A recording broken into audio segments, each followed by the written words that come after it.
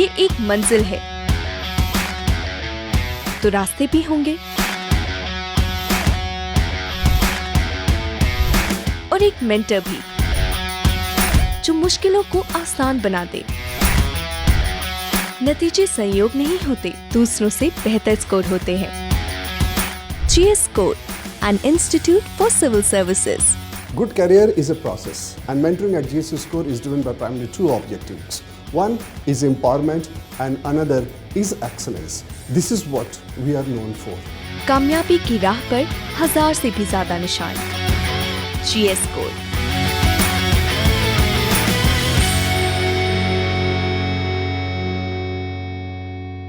Hello everyone, my name is Rashmi Singh and this time I have secured a rank 3rd in Uttar Pradesh Judicial Services Examination 2022 in my very first attempt. And in this video, I am going to share about my preparation journey and my strategies for this examination at length. First of all, I would like to start with my background.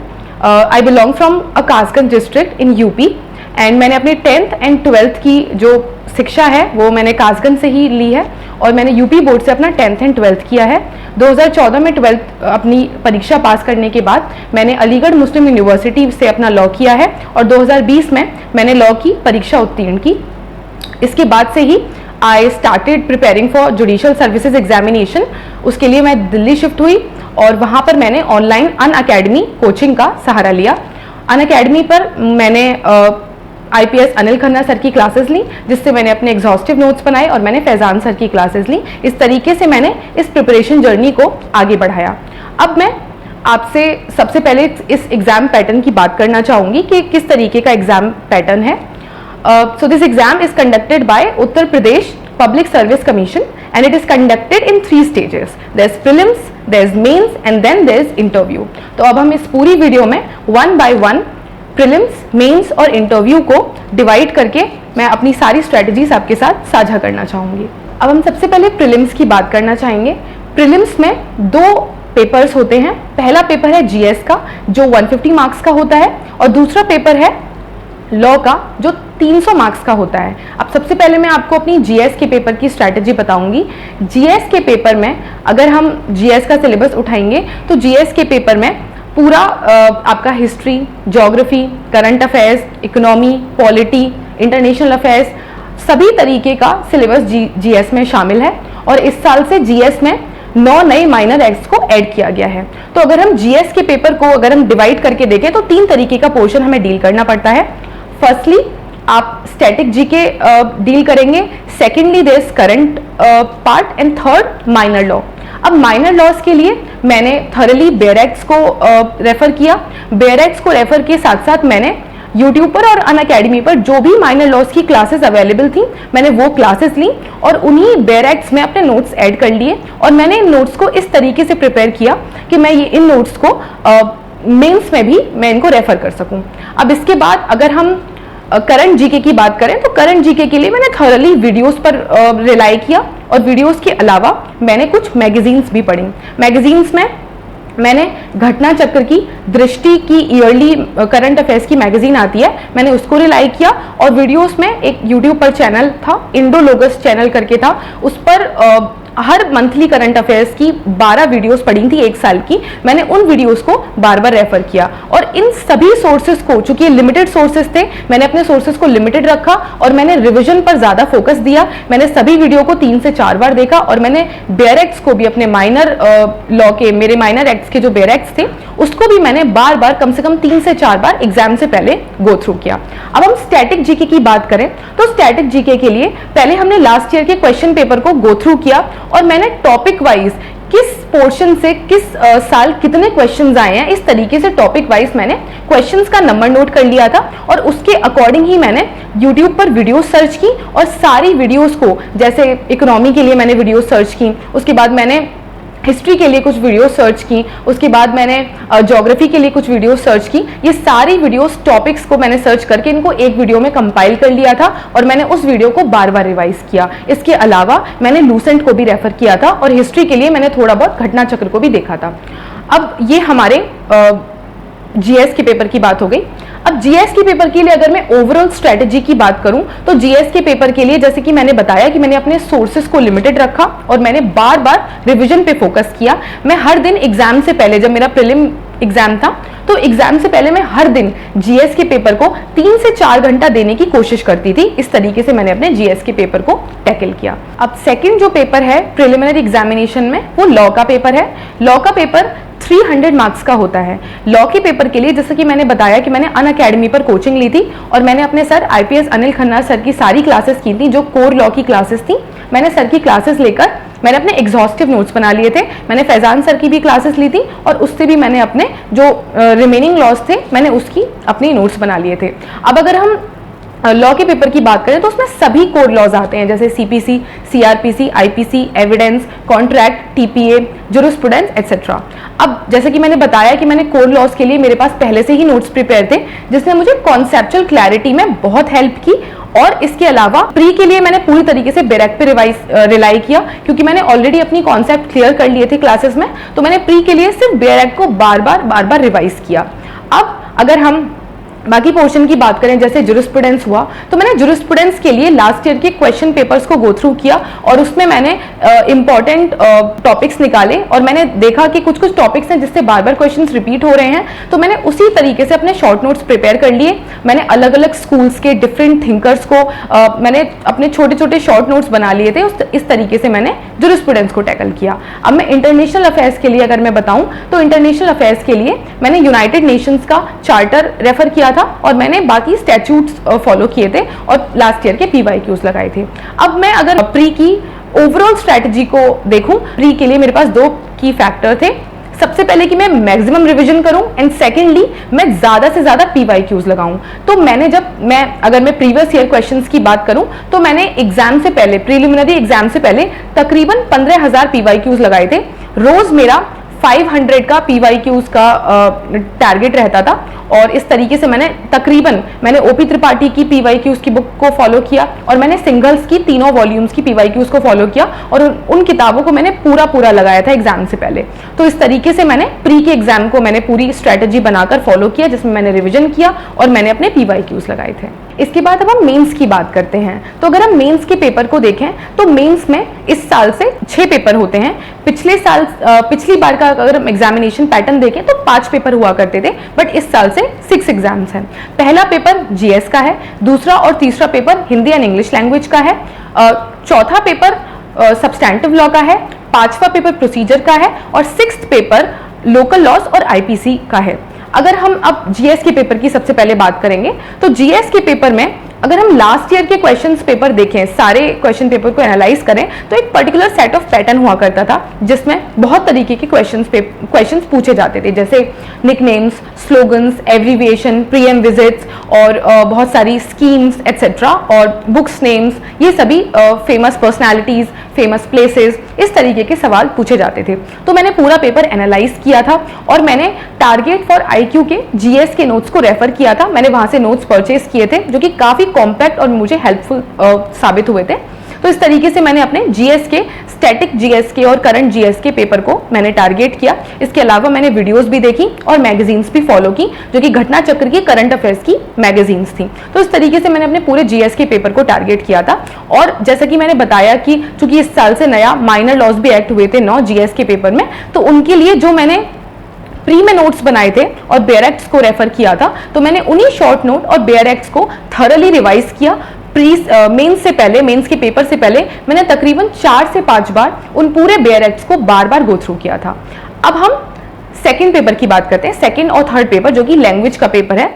तो अगर हम language के paper को देखें तो language के paper में मुझे ज्यादा परेशानी नहीं हुई, क्योंकि मैं लिखती रहती थी, मैं अपने कॉलेज के लिए लिखती रहती थी, मैगजीन्स में लिखती थी मैं, तो मेरी भाषा पर काफी पकड़ थी, क्योंकि मैं यूपी बोर्ड की स्टूडेंट रही हूं और फिर मैंने अपनी लॉ है जो कि लॉ है जो मैंने इंग्लिश मीडियम से की, और तो इस तरीके से मुझे इंग्लिश और हिंदी लैंग्वेज दोनों पर अच्छी कमांड थी, तो मुझे ज़्यादा उसमें मेहनत नहीं करनी पड़ी। और मैंने एग्जाम से 2-3 हफ्ते पहले, अपने पेपर से 2-3 हफ्ते पहले मॉक लगाए थे, 2-3 मैंने मॉक दिए और मैंने 2-3 ऐसे लिख के देखे, दोनों हिंदी और इंग्लिश लैंग्वेज के, प्रेसी राइटिंग लिख के देखा और मैंने 2-3 ट्रांसलेशन कर लिए थे। इस तरीके से मैंने अपने लैंग्वेज के पेपर को फोकस किया। थर्ड पेपर की बात करती हूँ मैं। थर्ड पेपर हमारा सब्सटैंटिव लॉ का पेपर है, जिसमें 50 मार्क्स का कॉन्स्टिट्यूशन आता है और बाकी 150 मार्क्स के बाकी लॉज आते हैं, जिसमें कि हिंदू लॉ, मुस्लिम law, TPA, contract, easement, equity etcetera, बहुत सारे इसमें लॉज आते हैं। तो इसके लिए जो मेरी स्ट्रैटेजी रही वो ये था कि चूंकि कॉन्स्टिट्यूशन से इसमें कंपलसरी क्वेश्चंस आते थे, तो मैंने कॉन्स्टिट्यूशन को थरली गो थ्रू किया, अच्छे से अपने नोट्स प्रिपेयर किए और उससे मैंने पढ़ाई की। इसके बाद मैंने एक पैटर्न देखा कि सारे लास्ट ईयर के क्वेश्चंस पेपर में फैमिली लॉ का जो पोर्शन था वो कंपल्सरीली आता था, तो मैंने अपने फैमिली लॉज को भी बहुत अच्छे से गो थ्रू किया। इसके अलावा मैंने टीपीए, कॉन्ट्रैक्ट और जो कोर सब्जेक्ट्स मैंने प्री में तैयार किए थे, उन्हीं सब्जेक्ट्स को मैंने अच्छे से इसमें पढ़ा था। और चूंकि लास्ट ईयर के क्वेश्चन पेपर्स के अकॉर्डिंग कुछ इसमें हमें चॉइस करने को मिलती थी, तो मैंने इसमें 2 या 3 सब्जेक्ट्स पूरे छोड़ रखे थे, क्योंकि आपको इसमें वास्ट चॉइसेस मिलती हैं। बट इस बार चूंकि पैटर्न थोड़ा डिफरेंट आ गया था और सब कुछ मिसलेनियस हो गया था, तो नेक्स्ट ईयर से मैं सारे एस्पिरेंट्स को यही सजेस्ट करूंगी कि आपको अब सारे सब्जेक्ट्स को गो थ्रू करना पड़ेगा, आपको सारे सब्जेक्ट्स को बहुत अच्छे से पढ़ना पड़ेगा, because you never know about the pattern of this examination. Next paper हम प्रोसीजर्स की बात करते हैं। प्रोसीजर के पेपर में 3 सब्जेक्ट्स आते हैं, सीपीसी, सीआरपीसी और एविडेंस। इसके अलावा रिटन स्टेटमेंट और प्लेंट लिखने को आता है और जजमेंट राइटिंग भी लिखने को आती है। इन दोनों में से हमको चॉइस मिलती है। अब अगर मैं प्रोसीजर्स की बात करूं तो मैंने प्रोसीजर्स को काफी अच्छे से गो थ्रू किया था। प्रोसीजर्स मैंने बहुत थरली पढ़े थे, क्योंकि मुझे पता था कि अगर प्रोसीजर्स पढ़ूंगी तभी मेरा जो बेस है वो मजबूत हो पाएगा, because no law is an isolated island, all laws are connected together. तो आपको अपने प्रोसीजर्स पे बहुत अच्छे से पकड़ रखनी है। मैंने नोट्स बनाए थे, मैंने स्टैंडर्ड बुक्स को रेफर किया था, बेयर एक्ट को रेफर किया था, और मैंने अपने आईपीएस अनिल खन्ना सर की क्लासेस की थी। इन तीनों के माध्यम से मैंने बहुत अच्छे अपने हैंड रिटन नोट्स बना लिए थे एग्जाम से पहले। मैंने पेपर में उन्हीं नोट्स को रेफर किया और मैंने उनको बार बार रिवाइज किया। तो इस तरीके से मैंने अपने प्रोसीजर के पेपर को फॉलो किया। और मैं अगर रिटन स्टेटमेंट और प्लेंट की बात करूं तो उसमें मैंने मैंने एग्जाम से सिर्फ 2-3 हफ्ते पहले ही उनको प्रैक्टिस करना शुरू किया था, जो कि गलत है। आप लोग उसे थोड़ा और पहले से प्रैक्टिस करें तो आप अच्छे से उसको लिख पाएंगे और एग्जाम में टैकल कर पाएंगे। अब हम आखिरी पेपर की बात करते हैं। आखिरी पेपर है प्रोसीजर का और आईपीसी का।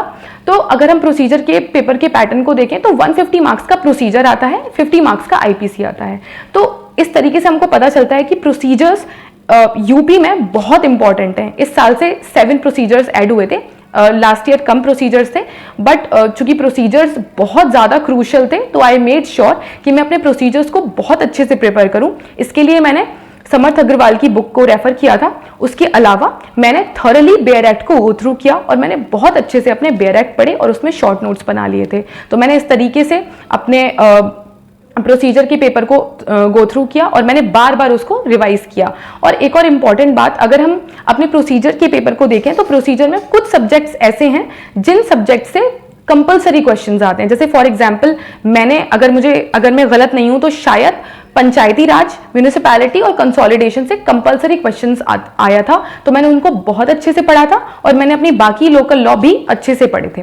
अब आईपीसी की बात करें तो मैंने आईपीसी में भी उसी तरीके से, जैसा कि मैंने बताया कि मैंने नोट्स बनाए थे और मैंने अपने नोट्स से ही पढ़ाई की थी। मैं समअप में यही करूंगी कि आप जितने भी कोर लॉ सब्जेक्ट्स हैं जैसे सीपीसी, सीआरपीसी, आईपीसी, कॉन्स्टिट्यूशन और कॉन्ट्रैक्ट और टीपीए, आप इनको बहुत अच्छे से पढ़ें, आप इनको थरली पढ़ें, आप इसमें कुछ मत छोड़ें और आप अच्छे से अपने हैंड रिटन नोट्स बनाएं और उसी तरीके से आप एग्जाम्स में इसको रेफर करें तो आपको बहुत फीजिबल होगा। आपको तैयारी में, ये लास्ट टाइम पे तैयारी में आपको बहुत अच्छे से हेल्प करेंगे। तो इस तरीके से मैंने अपना पूरा मेंस को फोकस किया था।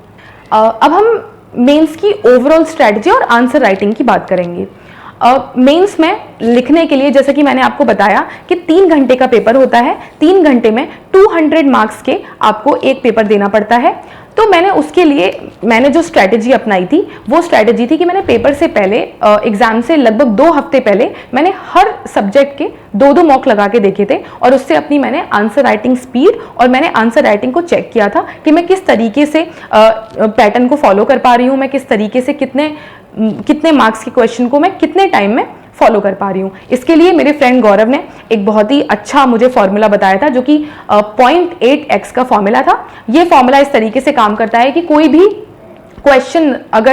क्वेश्चन गिवन है, उसके मार्क्स गिवन है, उसमें आप 0.8 का मल्टीप्लाई करें और जितना आपको टाइम मिलता है आप उस सबको अलॉट करें। फॉर एग्जाम्पल अगर 20 मार्क का क्वेश्चन है तो उसमें 20 मार्क को अगर आप 0.8 से मल्टीप्लाई करेंगे तो 16 मिनट्स मिलते हैं। आप 20 मार्क के क्वेश्चन को 16 मिनट्स दें, उसके बाद 15 मार्क के क्वेश्चन के लिए आप 12 मिनट दें, उसके बाद आप 10 मार्क के क्वेश्चन के लिए 8 मिनट दें और आप 5 मार्क्स के क्वेश्चन के लिए 4 मिनट दें। तो मैंने इस तरीके से पूरा प्रॉपरली फॉलो किया और अगर आप इस पूरे फॉर्मूले को देखें तो ये इस तरीके से काम करता है कि पूरा पेपर हल करने के बाद भी आपके पास 20 मिनट बचते हैं। ये 20 मिनट आपको उन क्वेश्चंस को टैकल करने के काम आते हैं जो थोड़े टफ क्वेश्चंस हैं और जिसको करने के लिए आपको थोड़ा एक्स्ट्रा टाइम देना पड़ता है। तो इस तरीके से मैंने स्ट्रेटजी पे काम किया और मैंने अपनी आंसर राइटिंग प्रैक्टिस को मजबूत रखा और मैंने अपने रिविजन पे बहुत फोकस किया। तो इस तरीके से मैंने अपने मेंस के एग्जाम्स को फोकस किया है। अब हम लास्ट बात करेंगे पेन सिलेक्शन की, because when I was searching for a right pen I did not find any video which was talking about a right pen. So I myself faced very difficulty in selecting a right pen. So I want to tell everybody कि आप अच्छे pen का use करें। जैसे मैंने gel pen का use किया था, मैंने पेंटोनिक का 0.6 mm का पेन यूज़ किया था। ये बहुत इंपॉर्टेंट है, हालांकि ये बहुत शैलो दिखता है बट ये बहुत इंपॉर्टेंट एस्पेक्ट है। इसके बाद अब हम इंटरव्यू की तरफ चलते हैं। इंटरव्यू के लिए जब मेरा इंटरव्यू में सिलेक्शन हुआ था, मेरा मेंस में सिलेक्शन हुआ था इंटरव्यू के लिए, तो मैंने इंटरव्यू के लिए ज़्यादा से ज़्यादा मॉक्स पर फोकस किया। मैंने अपने इंटरव्यू से पहले तकरीबन 3 से 4 या मैंने 5 मॉक्स दिए थे और मॉक्स में मुझे जो फीडबैक मिलते थे मैंने उन पर काम किया था। इसके अलावा I also took care about my outer appearances. It is very important that how you are presenting yourself. So I made sure that I wore a right sari. I wore a grey color sari, which was very important to know that which kind of clothes you are wearing. And apart from that, your body language and the tone of your voice, then your hand movement, your head movement and the art of saying no. All these aspects you have to take care of. अब इसके अलावा अगर मैं interview की बात करूं तो interview में मुझसे 2 तरीके के सवाल पूछे गए थे। एक प्रैक्टिकल अप्रोच क्वेश्चंस पूछे गए थे और लॉ से मुझसे काफ़ी सवाल किए गए थे। तो मेरा इंटरव्यू 25 से 30 मिनट चला था, जो कि बहुत कॉर्डियल डिस्कशन था। मुझे काफ़ी मज़ा आया। मैंने अपना इंटरव्यू थरली इंजॉय किया। इंटरव्यू में किसी भी प्रकार का मुझे कोई परेशानी का सामना नहीं करना पड़ा। मुझसे बहुत टेक्निकल सवाल किए गए थे, जैसे कि इनहेरेंट पावर से क्वेश्चन किए गए थे मुझसे CPC में। इसके बाद मुझसे रिमांड से क्वेश्चन किए गए थे, चार्जशीट से क्वेश्चन किए गए थे और इसके अलावा प्रैक्टिकल एस्पेक्ट क्वेश्चन किए गए थे that what do you mean by I will see you in the court if you see somebody saying that I'll see you in a court, what do you mean by that? So इस तरीके से सवाल थे। Faith पर सवाल किए गए थे। तो इस तरीके से मुझसे इंटरव्यू में सवाल किए गए थे। Now last but not the least, the tips that I want to give to my future aspirants, मैं यही बोलना चाहूँगी कि firstly you have to analyse your strengths and weakness. आप रिकॉग्नाइज करिए अपनी स्ट्रेंथ एंड वीकनेस को and frame your strategy accordingly, because you know everybody around you is working very very hard. So what sets you apart is the right strategy and right approach for this examination. So you have to frame right strategies. It is very very important because people often focus on hard work but they forget about framing strategies. But for these kind of competitive examinations, strategies are very important. I would say that an average student with right strategy has more chances of selection than a brilliant student with no strategy. तो आप इसी तरीके से इस exam को आप करें, इस तरीके से आप एग्जाम पर फोकस करें, आप अपनी स्ट्रैटेजी बनाएं अपने कैलिबर के अकॉर्डिंग. आप सुने सबकी और अपने अकॉर्डिंग आप अपनी स्ट्रैटेजी फ्रेम करें. आप अपने डे को मैक्सिमम तरीके से प्रोडक्टिव बनाने की कोशिश करें. आप रिवीजन पर ध्यान दें. आप सभी सब्जेक्ट्स को इक्वली आप वेटेज दें. जिस सब्जेक्ट में जितने मार्क्स हैं आप उन सब्जेक्ट्स को उसी के अकॉर्डिंग तवज्जो दें. तो अगर आप इस तरीके से अपनी सारी स्ट्रैटेजी फ्रेम करेंगे तो मुझे लगता है कि आप राइट अप्रोच के साथ इस एग्जाम को टैकल कर पाएंगे और जरूर इस एग्जाम में फ्लाइंग कलर्स के साथ पास होंगे. Thank you so much.